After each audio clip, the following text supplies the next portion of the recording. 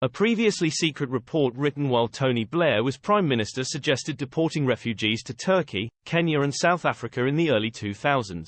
Labour wanted to send asylum seekers to Africa nearly 20 years before the controversial Rwanda plan was put forward, bombshell new documents reveal. A report prepared for former PM Tony Blair also suggested setting up a camp on an island in the Inner Hebrides for those who faced deportation.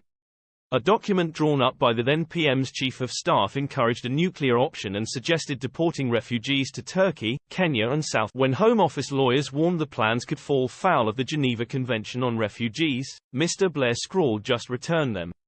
A handwritten note by Mr. Blair continued, "This is precisely the point. We must not allow the ECHR, European Convention on Human Rights, to stop us dealing with it." Documents drawn up by top aide Jonathan Powell revealed officials also looked at sending claimants to the Falklands, 8,000 miles from the UK. The confidential papers have finally been released by the National Archive as the current Tory government tries to push through its controversial plan to send asylum seekers to Rwanda. In the plan, which was never adopted, Mr. Powell said staff working for Attorney General Lord Goldsmith had suggested setting up a holding camp on the Isle of Mull in the Inner Hebrides, but he warned that the NIMBY factor would probably stop it from working. He also suggested setting up a showdown with the European Court of Human Rights in Strasbourg. In a way, Tory hardliners are demanding now over the Rwanda deportations. Mr. Powell's report, titled Asylum, the Nuclear Option, said the government should deport people regardless of the risk of persecution they faced in their homeland, and he said the government should pass new laws bypassing the ECHR. Mr. Powell wrote, "We would like to extend this to return any illegal immigrant regardless of the risk that they might suffer human or degrading treatment. We would almost certainly lose this case when it got to Strasbourg.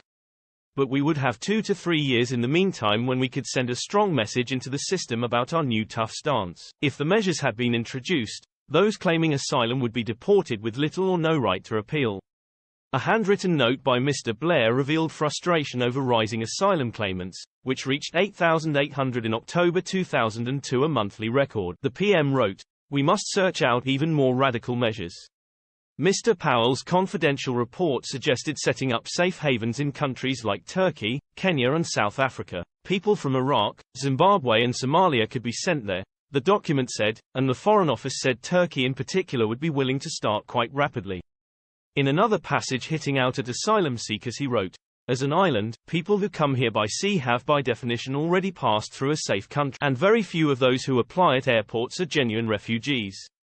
So in fact what we should be looking at is a very simple system that immediately returns people who arrive here illegally."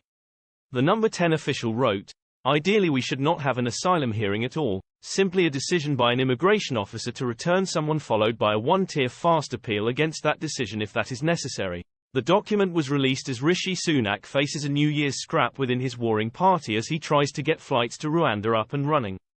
The government has so far handed £240 million to the African nation in a deal that would see asylum seekers sent there and barred from applying to remain in the UK. A further £50 million will be paid in April, with further annual payments to follow. Despite this, no asylum seekers have been sent, and the PM faces a Tory rebellion in his efforts to overcome a Supreme Court ruling last month that the plan was unlawful. Mr. Sunak is pushing through new legislation and a new treaty with Rwanda aimed at tackling the court's concerns. Labour leader Keir Starmer has said that he will scrap the project if he becomes PM. He branded it a policy that they knew would never work, while Shadow Home Secretary Yvette Cooper has dismissed it as a